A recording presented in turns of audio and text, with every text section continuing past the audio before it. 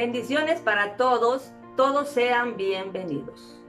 Hoy vamos a comenzar un nuevo capítulo del libro de San Juan, el capítulo 8 con el grupo de Telegram, y vamos a ocupar los versículos del 1 al 11. Yo los invito a que se queden hasta el final porque vamos a tratar sobre la historia de la mujer adúltera y estoy segura que van a aprender cosas nuevas que nunca han escuchado de esta mujer. Nuestro tema se titula ¿Por qué la mujer adúltera no fue condenada? Pero para ello tenemos que comenzar desde el principio, un bosquejo pequeño. Los versículos 3 al 5 dice que los escribas y fariseos le llevaron a Jesús una mujer que fue sorprendida en pleno adulterio. Y se lo llevaron según porque la ley de Moisés condenaba el adulterio. Y realmente sí lo condenaba. Pero en el versículo 6 dice el motivo principal que los escribas y fariseos, el motivo por qué llevaron a la mujer. No era porque querían engrandecer la moral, porque querían actuar bien delante de todos, mucho menos querían buscar la justicia de Dios, no. Ellos lo llevaron solamente para tentar a Jesús, fabricando un incidente que pudieran acusar a Jesús. Porque el versículo 6 dice, mas esto decían tentándole para poder acusar. Y aquí lo primero que vamos a aprender es con quién lo iban a acusar. ¿Cuál era esa autoridad mayor que la de ellos? ¿Qué acaso la ley de Moisés no se podía ejecutar, no se podía aplicar o ya no valía? Pues quiero decirles que al menos en el tiempo de Jesús, si no toda la ley de Moisés, pero parte de la ley de Moisés ya no pesaba, como en el tiempo de Moisés, que fue ejercida correctamente. Ahora, ¿por qué? Según la historia de Jerusalén, en el año 66, se estalló la rebelión judía contra Roma. Después de la muerte de Herodes, y ya en el año 70, legiones romanas conquistaron la ciudad de Jerusalén y destruyeron el templo, cosa que Jesús ya había profetizado, cuando dijo que no iba a quedar piedra sobre piedra, ¿verdad? Ahí en el año 70 se cumplió. Bueno, esta historia es muy larga, nada más le voy a sintetizar. Ahí los romanos conquistaron a Jerusalén, comenzaron a oprimir a los judíos y pasaron muchas cosas. Entre ellas es que los judíos perdieron el poder de aplicar la pena de muerte a las personas que así lo merecían. Y eso quedó registrado en el libro de San Juan, y se los voy a leer.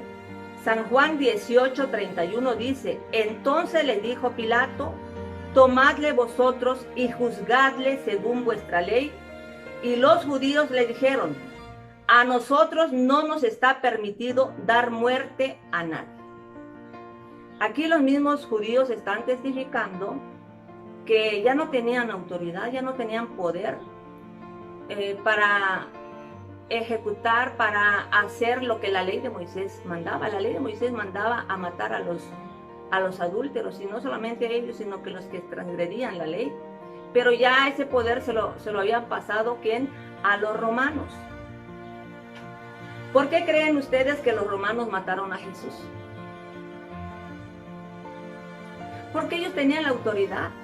Ellos vivían oprimidos bajo la ley romana. Por eso ellos esperaban a un Mesías guerrero que los viniera a libertar precisamente de ellos, ¿sí? Que querían recuperar su poder, su libertad como antes. Y ellos fueron los que mataron a Jesús porque, aunque los judíos querían, ¿verdad? Ellos dieron su voto, pero no pudieron matar a Jesús, sino que los romanos. Entonces aquí los escribas y fariseos usaron, escuchen bien, usaron el pecado de esta mujer para poder llevar a cabo su macabro plan. En el versículo 7 dice que como insistieron en acusar a esta mujer, Jesús se levantó y les dijo, el que de vosotros esté sin pecado, sea el primero en arrojar la piedra contra ella. Ahí nació las palabras célebres de Jesús. Pero ahorita vamos a ver la reacción de los acusadores. En el versículo 9 dice que ellos, al oír estas palabras, acusados por su conciencia, comenzaron a irse, a retirarse, a alejarse de Jesús, desde los más viejos hasta los más jóvenes. Así dice la palabra. ¿Qué significa esto? Significa que delante de Dios, cada uno puede ver su propio pecado. O sea, porque aquellos hombres pudieron sentir y ver su pecado. Pudieron sentir el pesor de su pecado, porque dice que fueron acusados por su conciencia. Quizás de mucho tiempo atrás habían pecado, pero nadie los había confrontado o concientizado hasta que oyeron las palabras de Jesús. Entonces las palabras de Jesús traen convicción, es como una alarma en nuestra conciencia. Y eso mismo pasa hoy en día. La misma palabra que muchos nos han dado, nos han concientizado y redarguido. Por eso ahora estamos aquí como cristianos, ¿verdad? ¿Por qué? Porque escuchamos la palabra y logramos ver nuestra maldad. Pero miren bien lo que pasó con estas personas. Ellos, cuando escucharon esas palabras y lograron ver su pecado, su conciencia los redarguyó, los acusó. Aquí dice la historia que en lugar de dar un paso al frente para acercarse a Jesús y pedir misericordia a Jesús o caer de rodillas delante de Jesús, dice la palabra que estos hombres se marcharon, se retiraron, se fueron, se alejaron de Jesús. ¿Qué podemos aprender con esto? Que el reconocer nuestros pecados sin acudir a Jesús de nada sirve. Y eso fue lo que le pasó a Judas Iscariote.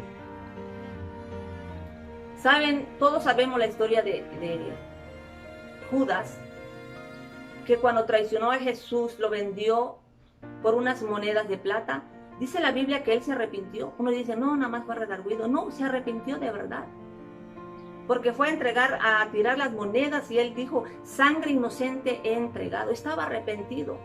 El problema de él fue que en lugar de dar un paso adelante, acercarse a Jesús, venir a confesar su pecado a Jesús, se alejó de Jesús.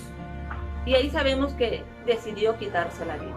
Y eso fue lo mismo que pasó con estos hombres. Ellos no se quitaron la vida, pero decidieron alejarse de Jesús en lugar de acercarse al ser concientizados, al ver su pecado, el pesor de su pecado. Ellos pudieron acudir a Jesús, reconocer a Jesús, pero no lo hicieron. Entonces estamos aprendiendo también que con el hecho de reconocer a Jesús, no, reconocer nuestros pecados, pero sin acudir a Jesús, no nos hace ni libres ni salvos, porque ahí no podemos encontrar el perdón de nuestros pecados. Así que, amigo, amiga que me estás escuchando, si algún día la palabra de Dios te concientiza, te redarguye, yo te invito a que busques a Jesús inmediatamente. Acude a Él, porque si no lo haces, todo lo que estás sintiendo y lo que estás viendo en ti será en vano y de nada te va a servir, como estos hombres que sí lograron ver su pecado, pero decidieron alejarse de Jesús. De nada les sirvió. Ahí con Jesús, ahora vamos a ver, les voy a adelantar mejor la respuesta del tema que estamos viendo. ¿Por qué la mujer adúltera no fue condenada? Número 1, porque en la ley decía que se requería de 2 o 3 testigos para poder acusar a alguien. Así decía la ley. Deuteronomio 19:15 dice: no se tomará en cuenta a un solo testigo contra ninguno en cualquier delito ni en cualquier pecado en relación con cualquier ofensa cometido.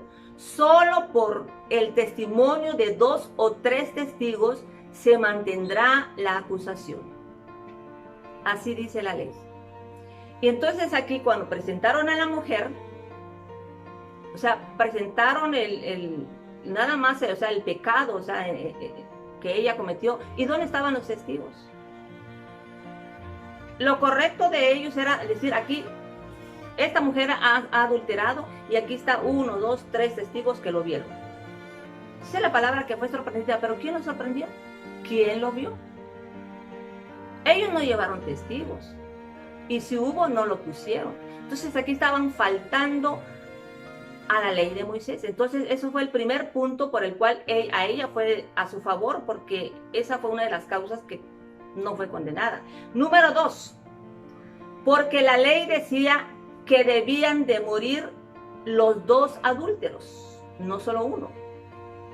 En Levítico 20:10 dice: si un hombre cometiere adulterio con la mujer de su prójimo, el adúltero y la adúltera indefectiblemente serán muertos. Y aquí presentaron nada más la mujer. ¿Y el hombre dónde estaba, pues?